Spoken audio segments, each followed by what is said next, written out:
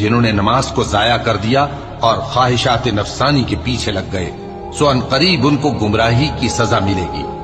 ہاں، جس نے توبہ کی اور ایمان لایا اور عمل نیک کیے تو ایسے لوگ بہشت میں داخل ہوں گے اور ان کا ذرا نقصان نہ کیا جائے گا، یعنی ہمیشہ کی بہشتوں میں جس کا اللہ نے اپنے بندوں سے وعدہ کیا ہے کہ جو ان کی آنکھوں سے پوشیدہ ہے۔ بے شک اس کا وعدہ نیکوکاروں کے سامنے آنے والا ہے،